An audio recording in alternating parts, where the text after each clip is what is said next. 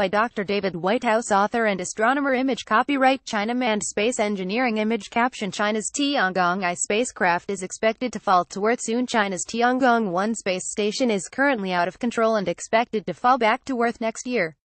But not in the remote place where many other spacecraft end their days.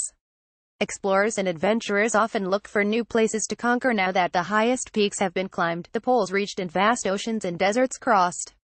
Some of these new places are called the poles of inaccessibility. Two of them are particularly interesting.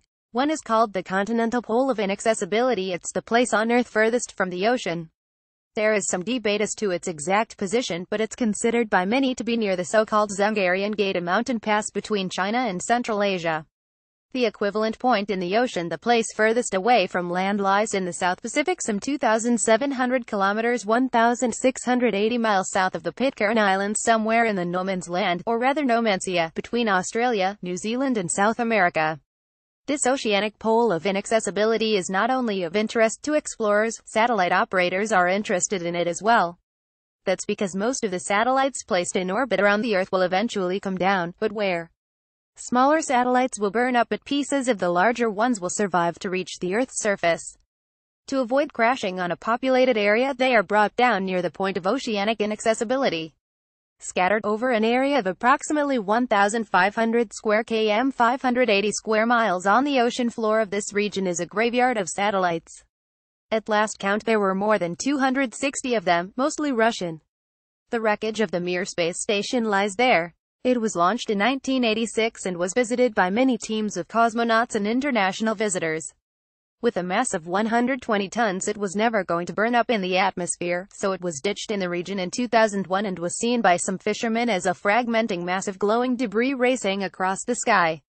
Image copyright Getty Images. Image caption: a computer-simulated image of Mir's descent and breakup as it entered the Earth's atmosphere in 2001. Many times a year, the supply module that goes to the International Space Station burns up in this region, incinerating the station's waste. No one is in any danger because of this controlled re-entry into our atmosphere. The region is not fished because oceanic currents avoid the area and do not bring nutrients to it, making marine life scarce. One future visitor to this desolate place will be the International Space Station. Current plans are for it to be decommissioned in the next decade, and it will have to be carefully brought down in the oceanic pole of inaccessibility. With a mass of 450 tons, 4 times that of the Mir space station, it will make a spectacular sight. Sometimes, however, it's not possible to bring a satellite or space station down in the South Pacific if ground controllers have lost contact with it.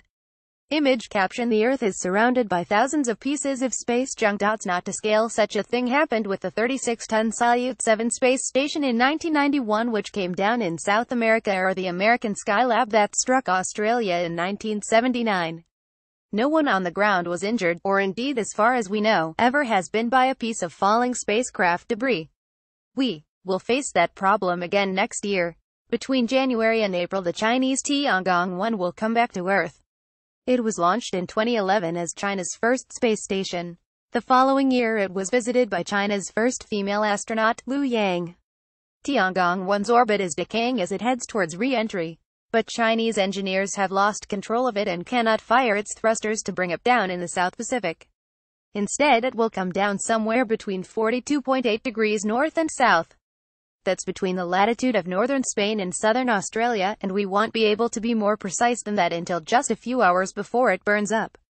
Tiangong-1 is one space station that probably won't join its companions in the remote South Pacific. Dr. David Whitehouse was the BBC's science correspondent from 1988 until 2006, and is a former science editor at the BBC News website.